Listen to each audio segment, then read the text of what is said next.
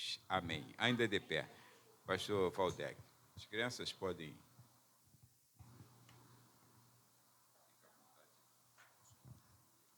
A paz do Senhor para a igreja. Amém.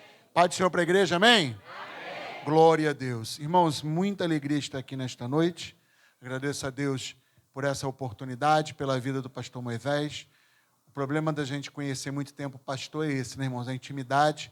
Ele lembrou que uma vez eu tive cabelo, ele já teve cabelo preto, mas louvo a Deus por isso. Querido pastor Moisés, a missionária Ana, há muito tempo eu acompanho o ministério do pastor Moisés, talvez há mais tempo do que a maioria dos membros aqui da igreja, e louvo a Deus pela vida dele, porque sem demagogia alguma, o Senhor é um exemplo para muitos obreiros como eu, e a gente procura andar, irmãos, com quem é bênção, com quem a gente serve para copiar. Então a gente vai atrás do pastor Moisés também, não é? E eu louvo a Deus pela vida dele. Eu quero fazer uma leitura do trecho da palavra do Senhor. Vou fazer como os abençoados servos do Senhor que me antecederam nesse mês, e quero ler o trecho, que é o tema deste mês de oração, né? Foi usado. Carta de Paulo aos Efésios, capítulo 6, versículos 10, 11 e 12. E o 13 também, por favor. Diz assim a palavra do Senhor. No demais, irmãos meus, fortalecei-vos no Senhor e na força do seu poder. Revesti-vos de toda a armadura de Deus, para que possais estar firmes contra as astutas ciladas do diabo.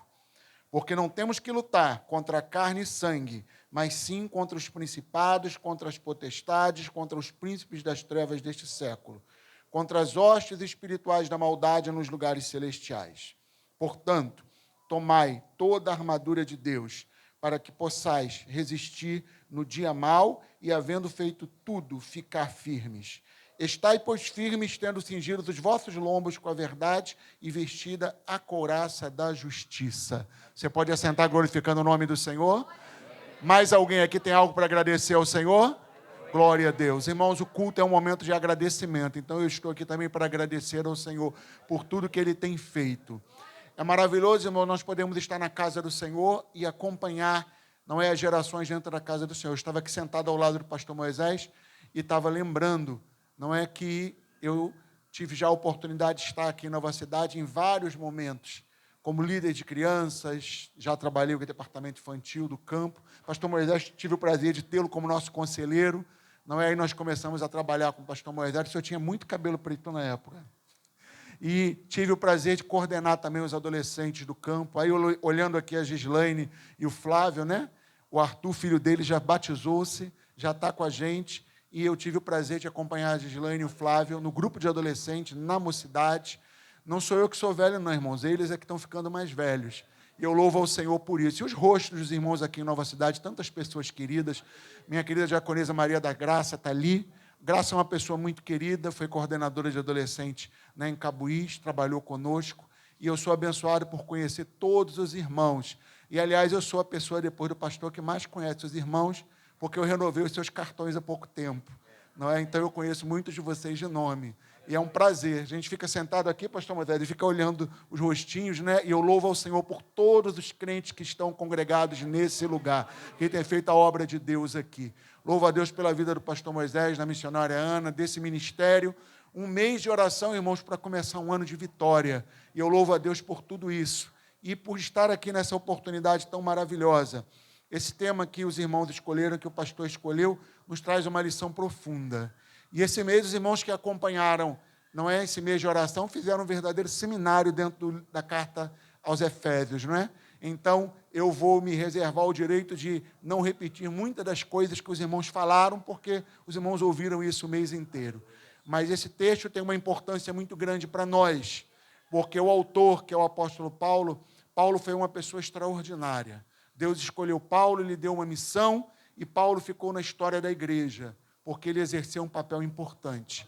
Ele escolheu se comprometer com a obra do Senhor, escolheu vestir a armadura de Deus, e Deus usou profundamente.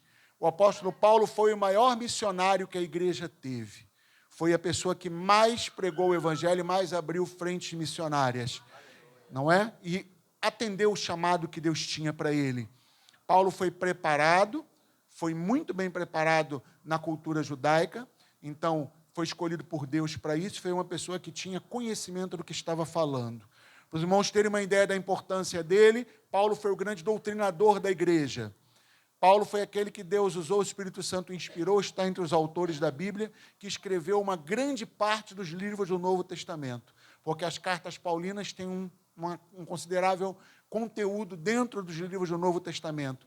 Paulo foi usado por Deus para definir a doutrina da igreja. Vamos pensar, irmãos, é interessante nós pensarmos nisso. Jesus não colocou os pés numa igreja, nunca. Porque a igreja foi fundada depois da ascensão de Cristo, depois que Cristo retornou aos céus diante dos discípulos ali. Então, Jesus não botou os pés numa igreja propriamente dita. Jesus, como bom judeu, frequentava a sinagoga, cumpria suas obrigações e estava ali. Porque a igreja foi estabelecida depois, no dia de Pentecostes. Mas Jesus é o cabeça da igreja. E essa carta aos Efésios deixa para nós uma lição muito grande, porque Paulo usa essa carta, escreve para os crentes, porque Paulo, como missionário, abria as frentes, abriu a igreja na cidade de Éfeso, uma cidade importante, como o mês inteiro nós escutamos. Os irmãos que me antecederam teceram comentários completos sobre a importância de Éfeso no Império Romano. Não é? Éfeso era uma cidade grande, uma cidade importante, comercialmente, porque tinha um porto, e os portos, naquela época, para o mar Egeu, para o mar Mediterrâneo, exerciam uma função comercial muito grande. Então, morar em Éfeso era um privilégio, era uma das grandes cidades, era uma das maiores cidades do Império Romano. Os historiadores vão dizer que era uma das 3 maiores províncias e cidades do Império Romano. Então, era uma cidade rica, rica financeiramente, para eles, rica culturalmente, porque Éfeso tinha a primazia de ter um templo de Artemis, da deusa Diana, então era um centro religioso, mas por isso também era uma cidade muito difícil de pregar o evangelho. E o Espírito Santo levou Paulo até lá, e Paulo pregou o evangelho lá e fundou lá uma igreja. E começou como as nossas começam hoje.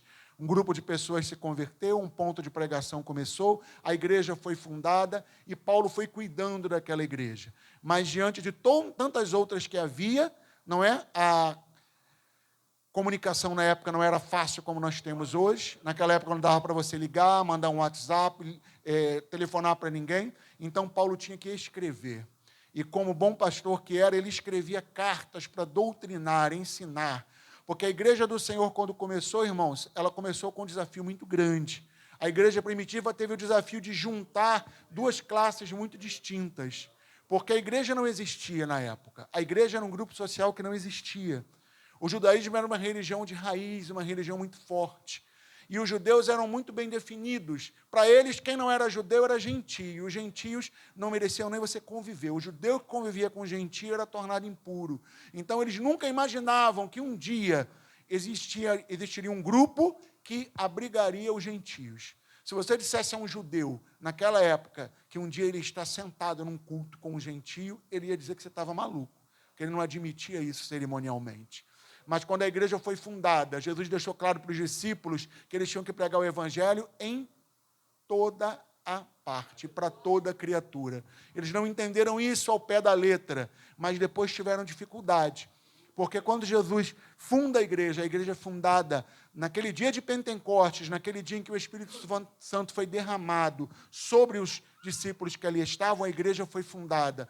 Pedro e os apóstolos assumiram a direção da igreja, já por incumbência dada anteriormente pelo próprio Jesus. E essa igreja agora vai começar um desafio, porque de início só os judeus faziam parte da igreja. Mas quando vemos no livro de Atos que o centurião Cornélio, um romano, um gentio, se converte, é batizado com o Espírito Santo, e Pedro leva essa novidade para a igreja, depois do concílio em Jerusalém, a igreja agora começa a receber os gentios. E Paulo escreve cartas para todas essas igrejas, inclusive a de Éfeso passou por esse desafio. E uma visão tradicional da teologia diz para nós que Paulo vai passar por um momento difícil. Paulo vai ser preso mais tarde. Paulo vai passar por uma prisão domiciliar, vai ser preso sob custódia militar em Roma, e nesse período ele vai escrever algumas cartas. A teologia vai chamar de cartas da prisão. Além da carta aos Efésios, ele vai escrever também a de Filipenses, a de Colossenses e a de Filemão. E Deus vai providenciar, irmãos, alguém que vá lá pegar essas cartas e trazer para a igreja. E a carta aos Efésios vai chegar nas mãos da igreja em Éfeso, os responsáveis lá, os presbíteros, os pastores vão cuidar de disseminar esse ensinamento de Paulo, e depois vai chegar às outras igrejas, e pela imensa misericórdia do Senhor chegou até nós. E nós temos hoje em mãos a mesma carta que eles leram. E essa carta teve uma importância muito grande, irmãos, porque a carta aos Efésios definiu naquela época, e para nós hoje, é o que nós ensinamos nos cursos de teologia, a definição de igreja. A teologia da igreja foi definida nessa carta. A carta aos Efésios ela é tão importante que alguns teólogos vão chamar ela de a princesa das epístolas, a rainha das epístolas, porque ela tem um conteúdo diferenciado. Cada igreja tinha sua dificuldade. Hoje nós temos os nossos cultos de ensino, de doutrina, onde o pastor da igreja nos passa os ensinamentos da palavra do Senhor. Mas naquela época não existia isso. Então, Paulo vai escrever as cartas de acordo com a necessidade que é apresentada a ele pelos membros da igreja e pelo Espírito Santo. E o Espírito Santo concede a ele essa sabedoria de escrever, discernir, entender a vontade de Deus. Ele transcreve no papel, envia para um portador, e essa carta era lida na igreja. Que privilégio, irmãos, ler, já imaginou num culto em Éfeso, a carta que o próprio apóstolo Paulo escreveu? E nessa carta fica uma visão tradicional, considerada pelos estudiosos, e Éfeso é uma igreja que vai receber uma carta didática, uma carta de ensino. A carta aos Efésios, a epístola aos Efésios, ela traz uma interpretação dos elementos-chave na teologia de Paulo. Paulo está ensinando a doutrina da igreja, que vai ser passada para nós. E nessa carta, Paulo compartilha uma visão exaltada da igreja de Cristo. As pessoas pertenciam à igreja, mas não entendiam o que era ser a igreja. A igreja era muito recente. Então, o Espírito Santo vai usar o apóstolo Paulo nesse texto para trazer para nós esse ensinamento. E, através dessa epístola aos Efésios, nós entendemos que a igreja tem uma identidade.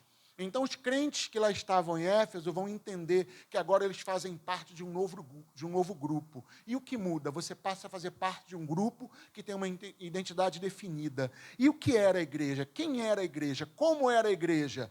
Fica definido para nós. Quem teve alegria, como eu, de ler a Epístola aos Efésios, vai perceber que o apóstolo Paulo, inspirado pelo Espírito de Deus, vai definir a igreja primeiro como corpo de Cristo. Então ele ensina para os crentes: você faz parte de um corpo. Você não está separado, você não é isolado. Como uma célula, como um membro do corpo carnal, você faz parte do corpo de Cristo. Você, quando recebe Cristo como Salvador, você passa a ser comprometido com esse corpo. Além de corpo de Cristo, a igreja é definida também como um templo. Um templo que está sendo edificado pelo Espírito Santo. E já que nós somos parte desse templo, que é a igreja, nós também somos templo do Espírito Santo. E para que o Espírito Santo resida em nossa vida, nós precisamos cuidar desse templo que somos nós. Então, se nós cuidamos de nós como templo do Espírito Santo, nós cuidamos também da igreja. A igreja é bem cuidada. Além de corpo de Cristo e de templo edificado pelo Espírito Santo, Paulo também dá à igreja o sentido de família de Deus. Então, fica fechada a identidade da igreja. Quem é a igreja? A igreja é o corpo de Cristo, a igreja é o templo de Deus, e a igreja também é a família de Deus. Nós estamos congregados em Cristo. Naquela época, irmãos, a igreja vai juntar gentios e judeus, uma coisa que era, algum tempo atrás, naquele momento, impossível de pensar. Então, eles vão entender que o que vai uni-los vai ser a fé em Cristo. Então, agora ninguém é judeu e ninguém é gentio. Nós somos cristãos, somos servos de Cristo. Paulo deixa claro na carta aos Efésios as maravilhas da obra da graça de Deus. Agora que ele definiu quem é a igreja, ele vai ensinar o que é fazer parte da igreja. E ele define que nós somos formados, a igreja em si, ela vai ser formada por homens pervertidos pelo pecado. Fica uma coisa, irmãos, assim, difícil de entender naquele momento. Homens que foram pervertidos pelo pecado, porque Adão e Eva foram criados sem pecado algum. O plano original de Deus é que o homem vivesse sem o pecado, mas o homem foi criado com o livre-arbítrio. E por escolha deles, de Adão e Eva, eles vão se perverter, vão ser pervertidos pela desobediência. Alguns vão dizer, é uma coisa tão pequena, só desobedeceram, mas aquela pequena desobediência para nós causou a separação da humanidade de Deus. O pecado separou o homem de Deus, e naquele momento Deus vai traçar o plano da salvação que está descrito em toda a Bíblia, em todos os 66 livros da Bíblia, de Gênesis a Apocalipse. A espinha dorsal é o plano da salvação.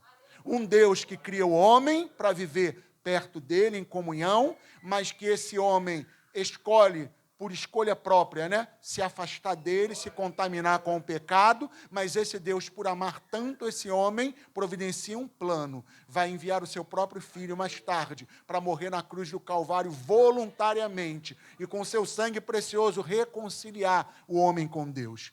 E nós somos fruto, irmãos, desse plano de salvação. Você pode glorificar a Deus por isso? Meu irmão, Jesus morreu na cruz por você, pela sua casa, pela sua família. Já é motivo para nós glorificarmos o nome do Senhor. E nós temos que exaltar o nome do Senhor por isso. Fica claro na Epístola aos Efésios que essa obra de graça do Senhor pega esses homens pervertidos pelo pecado. Deus pega esses homens pervertidos. Quem ia pegar alguém que já estava contaminado? Você não quer estar perto de quem está contaminado, de quem está pervertido. Você não quer andar com gente assim. Mas o amor de Deus, irmãos, é inigualável. Porque nós escolhemos quem amamos. Você escolhe quem você ama. O amor de Deus é incondicional. Deus te ama de qualquer maneira. Não importa o que você faça, Ele continua te amando. O amor de Deus é inexplicável e não tem igual. Nem o amor de mãe é igual. O amor de mãe é maravilhoso, é tremendo, mas o amor de Deus é inigualável. E nós estamos aqui nessa noite porque Deus nos amou primeiro.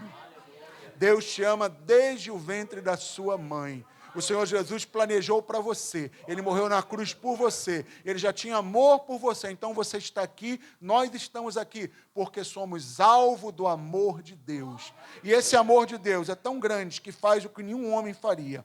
Pega homens pervertidos pelo pecado, os salva pelo sacrifício de Cristo. Os une em Cristo e transforma esse homem que era pervertido pelo pecado, pela salvação em Cristo, num novo homem. E agora esse novo homem vai compor a igreja. Essa igreja que é o corpo de Cristo, que é o templo do Espírito Santo e que é a família de Deus. E nós fomos alvo, irmãos, de todo esse ensinamento. Paulo vai mostrar também na Epístola aos Efésios a importância da igreja de Deus. Essa epístola, irmãos, como eu disse, ela define o sentido da teologia da igreja, que nós chamamos na teologia de eclesiologia. Então é importante para nós entendermos isso. Paulo vai nos surpreender, sabendo que Deus usou uma matéria-prima inferior na construção da igreja. O que Deus usou na construção da igreja? Os homens que eram pervertidos pelo pecado.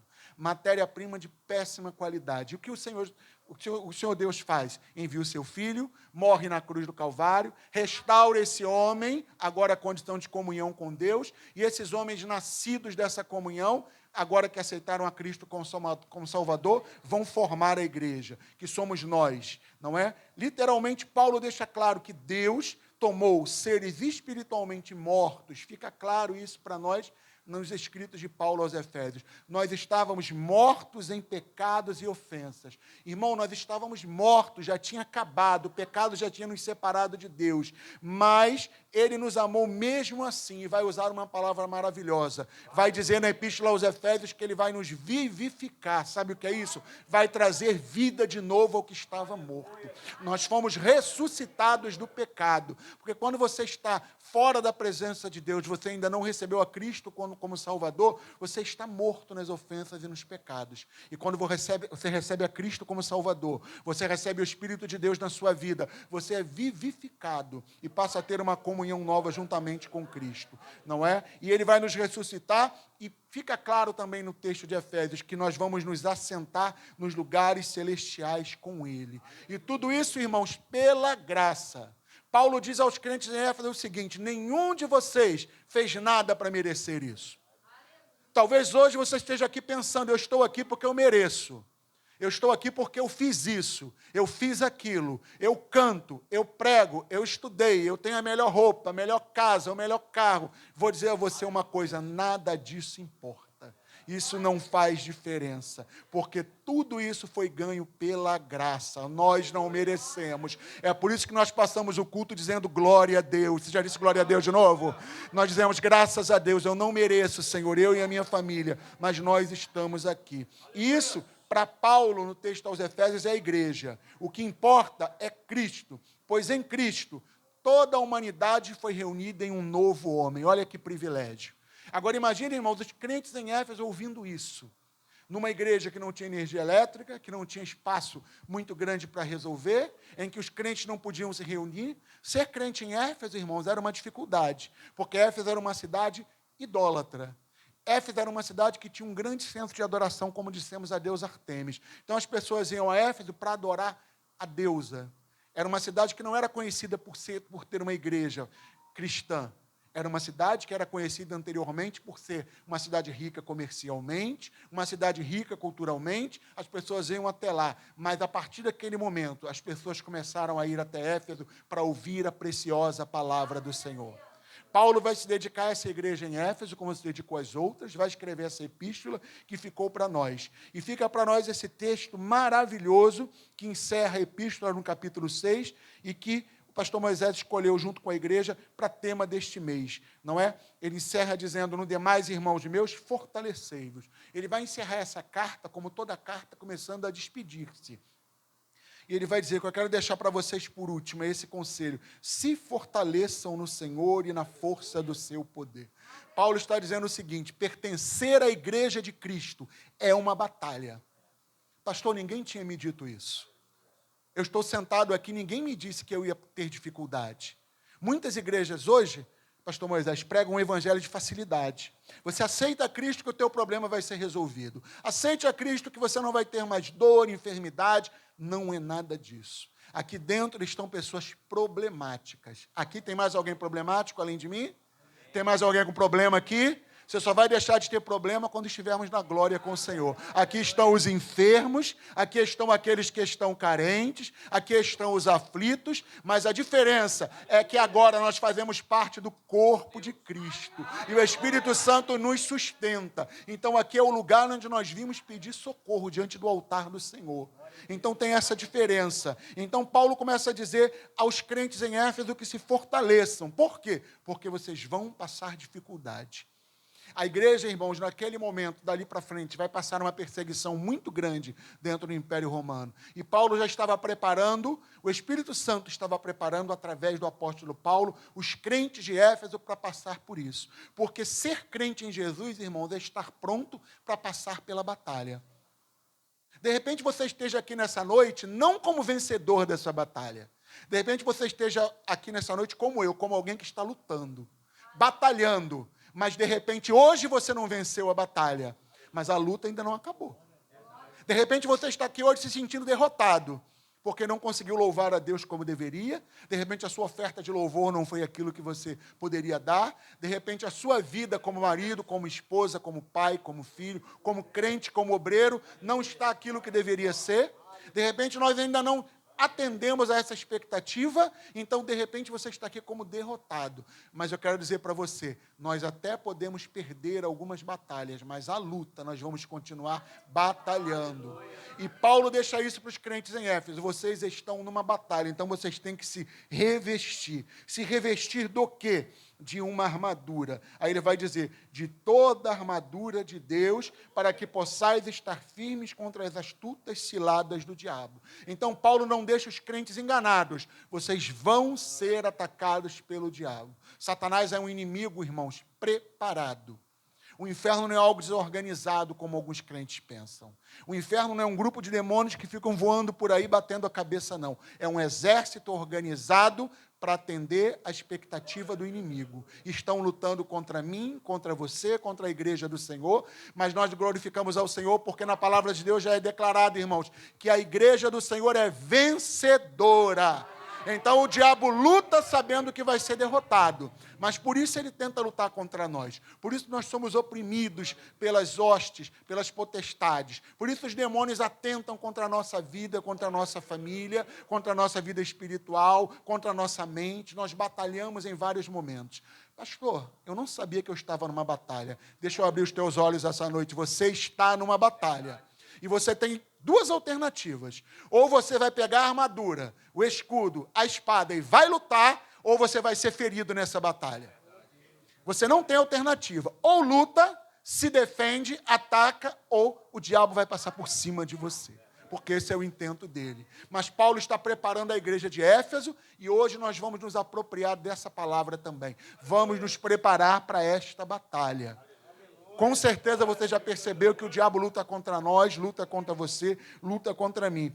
E ele deixa claro aqui que nós não vamos lutar contra a carne nem contra o sangue, mas contra algo espiritual.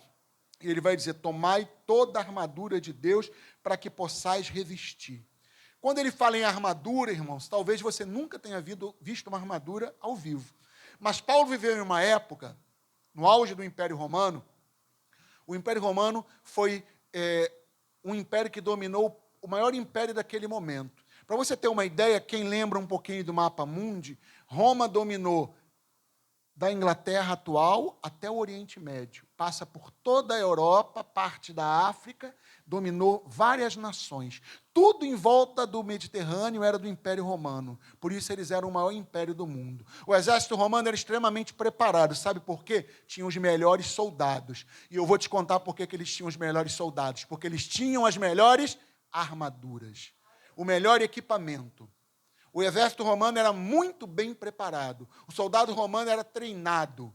Existiam os legionários, que eram os soldados romanos que tinham cidadania romana, e existiam os outros soldados que não eram legionários. Esses não podiam ser legionários, tinham que ser recrutas, não podiam ser oficiais, mas você, quando entrava no exército romano, você era preparado para lutar.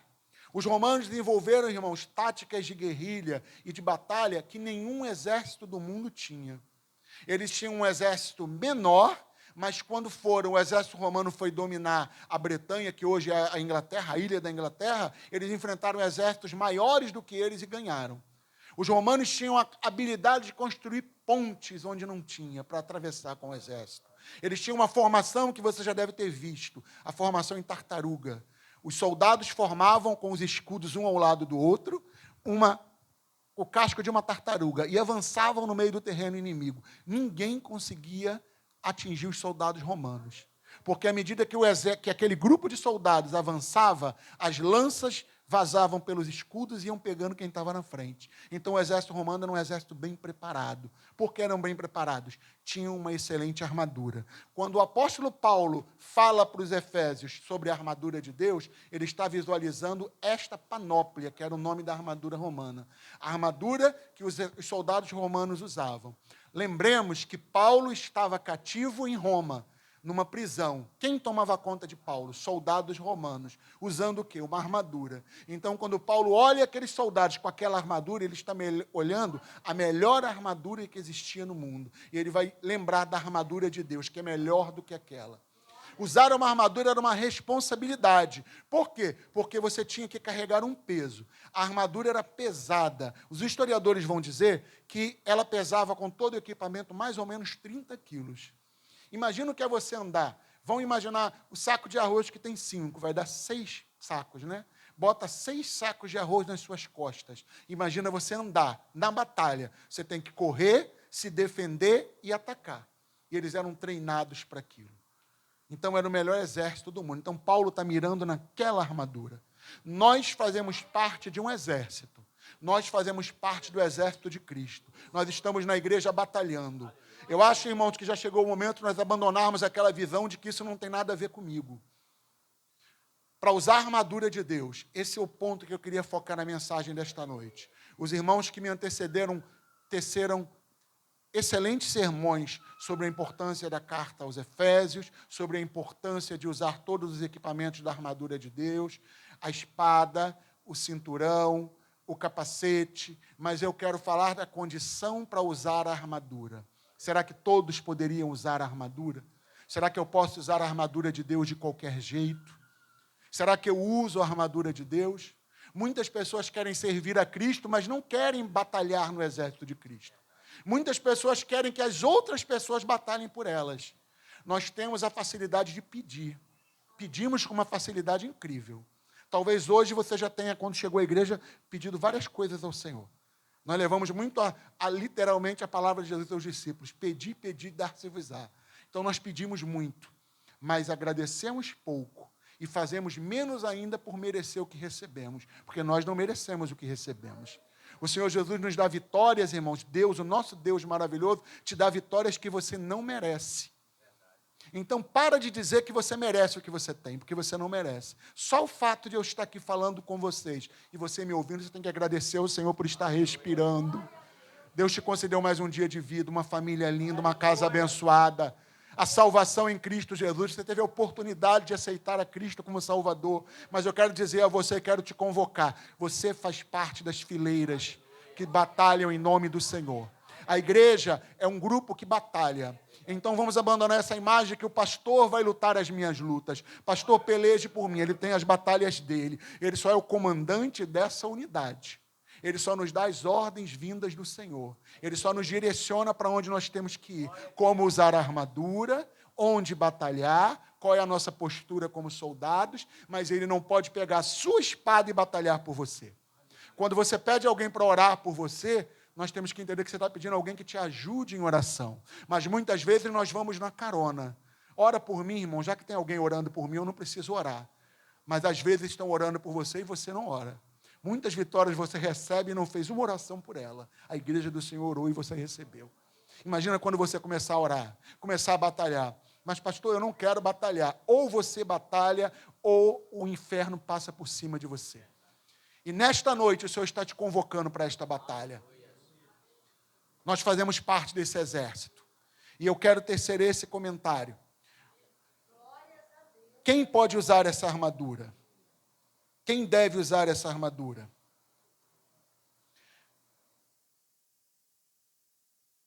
Num exército, numa companhia de batalha como a nossa, existem aqueles soldados que são envolvidos, mas existem aqueles que são comprometidos. Tem diferença? Tem. Foi duro ler e aprender sobre isso, porque nós nos encaixamos disso, porque a palavra de Deus, irmãos, ela é uma espada também de 2 gumes. O que é o gume da espada? É o lado que corta. Diferente da faca de cozinha, que só tem um lado que corta, porque senão você vai cortar a batata e corta o dedo, né? A espada corta dos 2 lados, porque ela é uma arma. Ela tem que cortar onde você enfiar ela. Então a espada é uma arma de defesa, mas principalmente de ataque. Por isso ele diz que a palavra de Deus é a espada. Porque ela vai defender a sua fé e vai atacar aquilo que for contra a palavra de Deus. Mas nós temos que manusear a espada. Qualquer um que vai para as forças armadas, irmãos, tem que aprender a manusear a arma que vai usar. Então você aprende a desmontar o fuzil, a pistola, fazer a manutenção. Cada soldado é responsável pela sua arma. Você tem que desmontar, montar e limpar. No exército de Cristo também é assim. Você tem uma arma e você usa uma armadura. E quem cuida da sua armadura é você. Aí eu te pergunto, como é que está a sua armadura nesta noite? Já imaginou como era difícil, irmãos, para os inimigos atacarem um soldado romano com a armadura? Porque as principais armas eram a flecha, os dardos e a lança. A flecha, você joga em alguém que usa uma armadura com colete de ferro. Onde aquela flecha entra? Porque se o capacete deixa só os olhos de fora e a boca, os braços eram cobertos também. Então, o arqueiro inimigo tinha que mirar muito bem, porque quando o soldado romano levantasse o braço, a brecha da armadura aparecia. Era ali que a flecha tinha que entrar. Então, o soldado romano tinha toda uma técnica para não deixar as brechas da armadura aparecerem. Nesta noite, o diabo procura brechas na nossa armadura para nos atacar. E nós temos que dificultar, irmãos, a luta de Satanás. Nós temos que dar trabalho ao diabo. Nós temos que dar trabalho ao inferno. Nós não podemos facilitar. Nós vamos ler na palavra do Senhor um conselho: resistir ao diabo e ele vai fugir de vós. Então você tem que resistir. Mas numa batalha, irmãos, você não pode confiar só em quem está do seu lado. Um bom sentido numa batalha: preste atenção com quem você vai à batalha. Preste atenção quem são as pessoas que você anda. Eu não quero andar com ninguém que não saiba manusear a espada e o escudo, porque aquela pessoa pode me defender na hora da batalha. Com quem você anda na batalha? De repente você escolheu para andar soldados que não querem nem batalhar mais. E na hora da batalha você vai junto. Quando o rei era morto numa batalha, irmãos, quem tivesse com ele morria também. Então, andar com quem era de patente alta tinha um problema. Por isso, muitos reis não usavam insígnias nas armaduras, porque os arqueiros identificavam de longe. Olha lá, aquele com a pena na cabeça é o rei, atira nele. Então, o rei se misturava no meio. Mas você tem que prestar atenção. Não confie em qualquer pessoa para estar na batalha com você. Não confie em qualquer pessoa para você andar. Muitas vezes fracassamos na batalha porque não ouvimos as instruções do comandante da nossa unidade. Muitas vezes não queremos fazer parte. Muita gente quer estar na batalha. Não, mas vocês vão na frente, vocês sabem batalhar melhor. Eu quero dizer a você que a responsabilidade é pessoal. Você tem uma espada, um escudo e uma armadura. E você vai dar conta de como faz isso. Como eram usadas essas armaduras? Para defesa e para ataque. Lembram que eu disse que os romanos faziam uma formação em formato de tartaruga? Você tinha que botar o seu escudo do lado do escudo do companheiro. E se o companheiro abaixasse o escudo na época, na hora da batalha? Você tomava uma flechada. Então você tinha que botar o seu escudo, confiando que o amigo do lado ia botar o escudo também. Você faz parte da igreja do Senhor, do grupo que levanta o escudo ou do grupo que abaixa o escudo por qualquer coisa? Nós precisamos de crentes que sejam dispostos a andar de escudo na mão, porque o escudo, segundo Efésios, segundo os escritos do apóstolo Paulo, é a nossa fé. Pastores, a minha fé é pequena, essa fé pode ser melhorada e aumentada. Nós precisamos de soldados comprometidos. Pastor, qual é a diferença do envolvido para o comprometido? O envolvido, envolver, quer dizer cercar, rodear, circuncidar. Muitas vezes as pessoas querem estar envolvidas na igreja. Não, pastor, eu estou aqui, mas não conta comigo. Eu estou aqui, mas se precisar de alguma coisa, eu estou ocupado. Não, pastor, eu estou aqui, eu estou envolvido na obra do Senhor, sim. Eu cerco a obra do Senhor, mas não estou no meio dela. Não basta se envolver. No namoro, nós dizemos que as pessoas que ficam, os meninos e meninas que ficam no namoro, não têm compromisso. Não estão envolvidos, você está envolvido com a pessoa, você não está namorando com ela. Você beija, você abraça, você dá autoridade de intimidade para a pessoa, mas não tem compromisso nenhum. Isso é estar envolvido. Estar envolvido na obra de Deus. O envolvido, ele quer ser agradado. O comprometido, ele quer agradar ao Senhor. O envolvido está junto, mas não se compromete. Não, eu estou aqui, mas não conta comigo, não. Tá, eu estou aqui, mas se precisar, olha, tem outro do lado. Não sou eu, não. Não, mas eu estou envolvido, eu vou ser abençoado porque eu estou envolvido. Só os comprometidos recebem a bênção de Deus. Os soldados que são envolvidos são aqueles que não carregam o escudo, porque não querem tomar flechada. Os soldados envolvidos são aqueles que fazem o treinamento, mas não querem estar na linha de frente, mas querem receber a vitória junto. Nós queremos receber a vitória, mas não queremos lutar por ela. Eu quero que as pessoas orem. Eu jogo tributo às irmãs do círculo de oração da igreja a responsabilidade de sustentar a minha casa em oração. As irmãs têm a obrigação de orar. O pastor tem a obrigação de orar. A igreja tem a obrigação de orar, mas você ora. Estar perto não significa estar envolvido. Quero ler um trecho da palavra do Senhor, João capítulo 6, versículos 64 ao 66. Jesus falando aos discípulos, olha como é que funcionava a questão de estar envolvido e estar comprometido. Jesus falando aos discípulos, mas há alguns de vós que não creem, porque bem sabia Jesus desde o princípio quem eram os que não criam e quem era o que havia de o entregar. E dizia, por isso eu vos disse que ninguém pode vir a mim se por meu Pai não lhe for concedido. Desde então, muitos dos seus discípulos tornaram para trás e já não andavam com ele. Sabe o que aconteceu no ministério de Jesus? A multidão começou a se juntar em volta de Jesus. Porque andar com Jesus era maravilhoso já naquela época. Você era alimentado, você via milagres. Se você estava enfermo, Jesus te curava. Se você era cego, ele te devolvia a visão. Se você era mudo, você ganhava a voz de volta. Se você era paralítico, você voltava a andar. Então, andar com Jesus era altamente recompensador. Você recebia. E várias vezes ele multiplicava pão e dava comida às pessoas. Mas um dia, Jesus começou a trazer um discurso mais duro. Jesus começou a dizer, a multidão é muito grande, a gente tem que filtrar essa multidão. Então agora o discurso vai ser mais duro. O dia que o Senhor Jesus apertou o discurso, irmãos, o dia que ele puxou a rédea, aconteceu isso aí.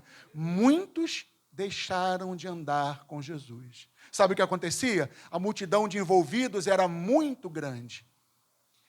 E ficaram os 12 discípulos. Esses estavam comprometidos. Mas Jesus ainda olha para ele e diz, e vocês? O que vocês vão fazer? Vocês vão voltar também? E os discípulos vão dizer, porque andar com Jesus a gente aprende alguma coisa. Eles vão mostrar que aprenderam algo. Eles vão dizer, com quem nós vamos andar se o Senhor é que nos garante a vida eterna? Então eles começam a andar com Jesus, agora eles estão comprometidos. Uma multidão tão grande. Pense na multidão que recebeu o pão e o peixe naquela multiplicação. Quase 5.000 pessoas. Quantos ficaram depois? Só os discípulos. Só os 12.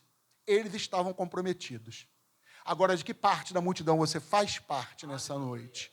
Você faz parte daqueles que estão aqui só para receber o pão multiplicado, a bênção multiplicada, ou você vai continuar seguindo a Jesus? Porque seguir a Jesus tinha um compromisso. Qual é a diferença? Todo comprometido está envolvido, mas nem todo envolvido tem compromisso com a obra. Não, pastor, eu estou envolvido, o senhor vai me ver que eu estou em todo culto. Mas posso contar com você para isso? Não, pastor, não, eu não levo jeito para isso. Mas para receber a vitória, você é o primeiro da fila. Eu sou o primeiro da fila. Para receber a bênção. Mas na hora de pelejar, de lutar, você não quer estar comprometido. Outro trecho que eu queria ler para concluirmos. Livro de Juízes, capítulo 6. Ou melhor, desculpe, capítulo 7, versículos 2 e 3. Você conhece essa história? Israel passava por um dos momentos de opressão pelos povos inimigos. O povo de Israel viveu uma época difícil na época dos juízes, porque a Bíblia vai dizer que depois que Josué e os anciãos morreram, o povo simplesmente debandou para o pecado. E foi um momento difícil, porque agora eles começaram a sentir o que era estar afastado de Deus, porque você só sente o que é viver afastado de Deus quando você é oprimido pelo pecado. Aí os inimigos começaram a entrar no território de Israel, e vão ser instituídos os juízes, homens levantados por Deus, para libertar Israel disso. E essa passagem é um dos juízes mais conhecidos, Gideão. Gideão vai viver na época em que os midianitas oprimiam Israel. E Deus vai chamar Gideão para juiz. Nós vamos ver que Gideão é meio ousado, faz uma prova difícil, o Senhor prova que é ele mesmo. Olha, eu estou provando, Gideão, que é você que vai liderar. Então agora basta você escolher, ainda bem ele escolheu seguir ao Senhor, mas ele levanta um exército para lutar contra os midianitas.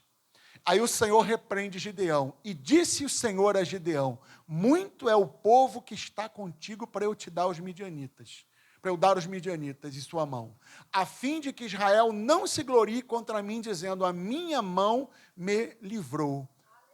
Agora, pois, apregou aos ouvidos do povo, dizendo, quem for medroso e tímido, volte. Retire-se apressadamente das montanhas de Gileade. Então voltaram do povo, 22.000 e 10.000 ficaram. Irmãos, era um exército de 32.000 envolvidos. 32.000 pessoas levantaram a mão e disseram, Gideão, eu vou contigo para a batalha. Eu vou contigo. E Gideão ficou feliz da vida. Bem, com um exército de 32.000, a gente consegue derrotar os midianitas. Aí o Senhor fala, Gideão, eu vejo o que você não está vendo. Tem muito envolvido e pouco comprometido. Vamos peneirar isso aí, meu servo. A vida para o povo é o seguinte, quem tiver medo da batalha, quem acha que vai morrer, quem tem qualquer medo, os covardes, podem voltar. Imaginem, irmãos, o coração de Gideão, quando ele olhou para trás, e 22.000 homens voltaram. O coração dele apertou. Senhor, o que é isso? Quer dizer, Gideão, que no meio da multidão, poucos são os comprometidos. E Deus ainda vai dizer para ele, a gente vai acompanhar, né? Que você conhece o texto bíblico. 10.000 ainda vai ser muito. Ainda vai peneirar mais. Gideão, compromisso reflete obediência. E Deus dá uma ordem para que Gideão repasse aqueles 10.000 e só 300 obedecem. Aí Gideão, que ia feliz da vida com 32.000 a batalha, agora vai batalhar com 300. E Deus vai dizer, Gideão, eu preciso de homens comprometidos comigo e com a minha palavra. Você, Gideão, tem que andar com quem é comprometido. Será que a pessoa que está do seu lado é comprometida com a obra do Senhor? Deixa eu inverter a situação que é mais difícil. Será que você é tão comprometido assim para a pessoa que está do seu lado querer andar com você? O ditado, irmãos, dize-me com quem andas e te direi quem és, é verdadeiro dentro da igreja do Senhor e da obra do Senhor também. Porque quem anda com desobediente é desobediente também. Quem apoia mentiroso, rebelde, é rebelde também. Então você é avaliado por quem você anda. Pelas pessoas que você escolhe para batalharem com você, de repente não é por isso que você está perdendo a batalha. Porque você está andando com o escudo levantado para defender e as pessoas que andam com você não fazem a mesma coisa. E Deus fala para Gideão, Gideão, só esses 300 vão com você. Senhor, vai ser difícil, mas quem tem compromisso, eu honro a fé. Gideão, vocês vão fazer uma coisa maluca. Vocês vão pegar cântaros, trombetas, mas, Senhor, como é que nós vamos fazer? E você conhece a história. O exército dos midianitas é derrotado,